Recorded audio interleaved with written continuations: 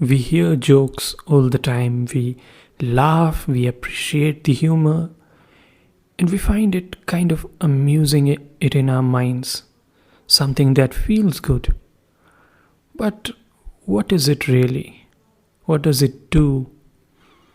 And philosophers have spent quite a lot of time in unpacking this idea of humor. So let's just explore this idea, this feeling a little more. The word humor, it comes from the Latin humor, which means liquid or fluid, like bodily fluids. Interestingly, ancient physicians they thought that one's well-being depended upon a balance between four such fluids: blood, phlegm, black bile, and yellow bile. And whenever these bodily fluids were disproportioned, various personality traits became pronounced. So they thought, for example, an excess of blood would make you more hopeful or sanguine. So, in this way, humor became associated with the idea of a person whose temperament deviates from the norm, and such people were regarded as eccentric. By the 16th century, they were seen as ridiculous and thereby a fit subject for mimicking by comic actors. And as a result, humor evolved into what humorists did. If you look around today, humor is everywhere. And as more and more art is created, performances are created, we find more humor around us. And sometimes we make it ourselves, sometimes we pay others to create it for us. According to French humorist Rabelais, humor is distinctively human, a property of our species, and no other species can have it. Although some scientists have debunked this claim, but even then you would find that humor is often a sign of intelligence because apart from humans, only certain chimpanzees, if they were taught certain kind of languages, then they were known to have exhibited some puns or humors. So it's a very good sign of intelligence. If you read Plato's writings, he asserts that the laughter that attends humor is directed at vice, and particularly is talking about the vice of self-awareness. So, to understand it simply, we laugh at people who fail to follow the Socratic know thyself idea and who instead deceive themselves. They are thinking they are some kind of smarter or stronger or more brave than they actually are. So, according to Plato, this amusement of humor, it comes with an element of malice. In fact, in his book Republic, Plato in fact goes on to say that he kind of distrusts the idea of humor. He says that he fears that it could lead to bouts of what you call unquenchable laughter, and it would get rid of your rational self-control. And for the same reason, he discouraged the cultivation of laughter in the guardian class of his republic and urged that they should not be exposed to representations of gods and heroes who were laughing. And same goes about his disciple Aristotle. And Aristotle defines humor as a form of abuse. In his work Poetics, he conjectures that comedy began as invective, perhaps as a Greek version of today's African American practice of competitive insults. like the jokes of today, yo mama so fat, those kind of jokes. So Aristotle thought that theatrical comedy of his times, it involved the portrayal of people who were worse than the average. So basically for him, for Aristotle as well as Plato, the idea of humor was about mocking some people who were probably stupid, and it had this kind of wrong intent where you were just mocking people, making fun of them because you thought you were superior.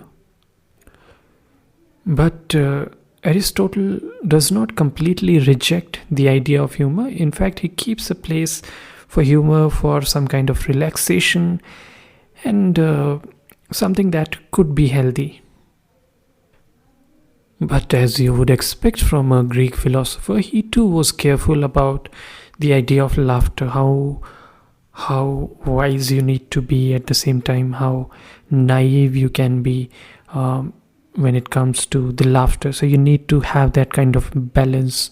You need to be rational, and you can't be boring, of course, but you need to carry certain amount of humor with you. So you can see right from the beginning of Western philosophy, many philosophers have been interested in this idea of humor, and that goes on through Descartes, Pascal, Hobbes, Kant, Hegel, Hazlitt, Schopenhauer, Kierkegaard, Freud, you name it. Almost every major philosopher has commented on this idea, and in fact in most cases have embraced it, or at least used it in their writings. There are several theories of humor that have come up because of the works of all these philosophers and thinkers, one of which, as I said, was superiority theory, which means you basically laugh at other people because you think you're superior. And it doesn't have to be superiority of wealth or that kind, but it can be moral superiority. It can be intellectual superiority. You may laugh at somebody because you think that person is foolish. You may laugh at somebody because you may feel your morality is superior than the other person. So in all these ways, superiority theory works. Then there is a relief theory, which is also sometimes embraced by the scientists. It tells us that laughter is some kind of medicine, and it reduces our stress levels. It gives us some kind of relief, and laughter is our response. It's our natural response. For example, when somebody tickles you, you feel threatened, and laughter is a natural response to overcome that fear. So it's a relief theory. Then there is the incongruity theory, which tells us that humor is perceived at the moment of realization of incongruity between a concept involved in a certain situation and the real objects thought to be in some relation to the concept.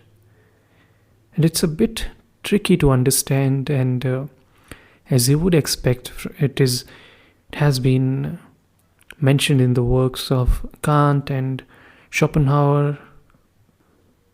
In simple words, we can say that a joke seems funny because when we predict something based on our experiences and something else happens. You see that all the time in movies, books, stories. And you shouldn't be surprised that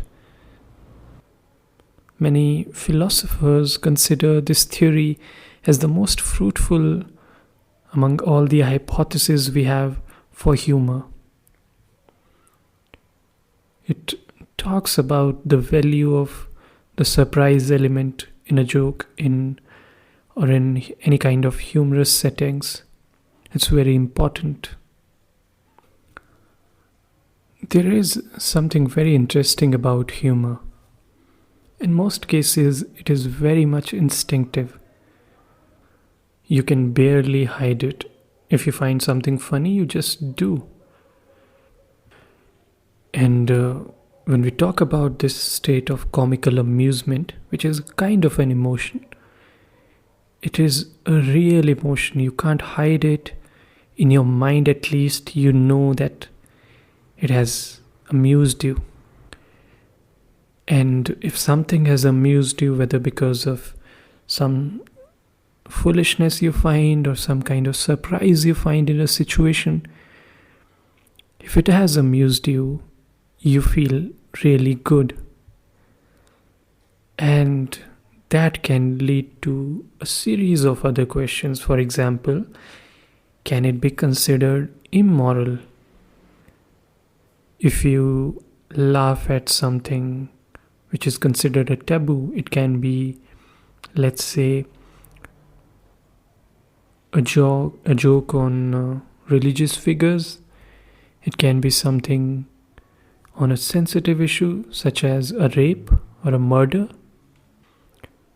And if you or somebody does find that kind of humor funny, how do we define that morality?